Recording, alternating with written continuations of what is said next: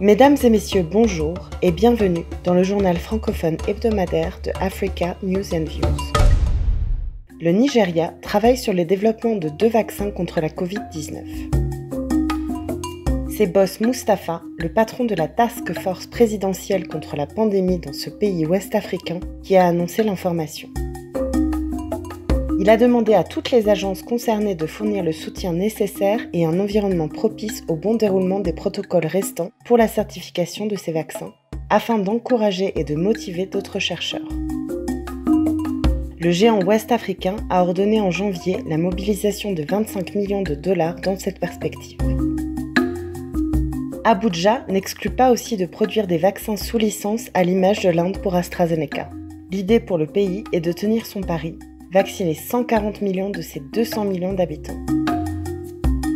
Le Nigeria a déjà enregistré environ 163 000 cas de coronavirus pour 2058 décès depuis le début de la pandémie.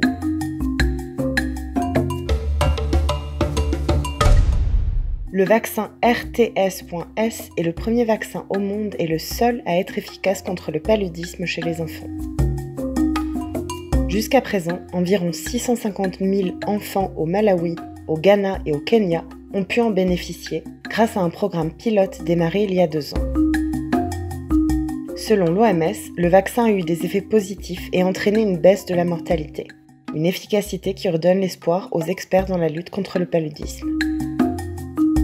À raison de 4 doses, ce vaccin affiche un taux de réussite de 39% chez les enfants atteints d'un paludisme simple et de 29% pour ceux atteints d'une forme plus grave de la maladie.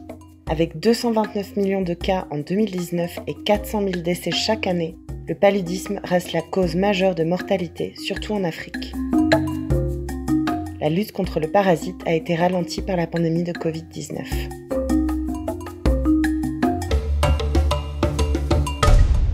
En Ouganda, il est courant de voir des parcelles de terre dénudées. Dans ce pays, en 30 ans, la couverture forestière est passée de 24% à seulement 8%. Léa Namugerwa est une jeune militante écologiste. Pour alerter sur les dommages causés à l'environnement en Ouganda, elle a décidé de planter des arbres. Elle a baptisé son projet Birthday Trees.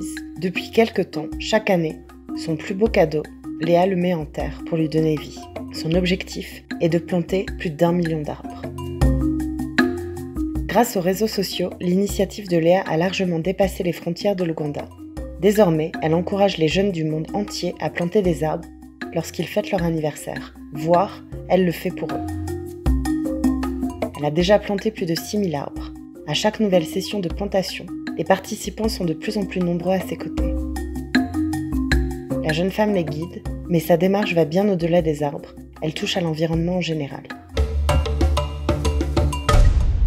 Paulina Essino Agropa, 29 ans, est diplômée en marketing de l'Université technique d'Accra et est l'une des premières artistes d'effets spéciaux au Ghana. Elle est capable de créer et de recréer tout type d'effets spéciaux dignes d'admiration. Même s'il s'agit d'un domaine encore largement inexploré au Ghana, Paulina est capable de travailler sur un certain nombre de vidéos, de séries télévisées et d'autres productions. Elle souhaite influencer l'industrie cinématographique africaine et inspirer la jeunesse. Mais pas que. Pour les 5 années à venir, Paulina rêve de réaliser une prothèse pour les personnes vivant avec handicap, un challenge en rapport avec ses projets caritatifs. En réalisant la meilleure performance de l'année, la légende de l'athlétisme, le Kenyan Eliud Kipchoge, s'est rassuré à quelques mois des Jeux Olympiques de Tokyo.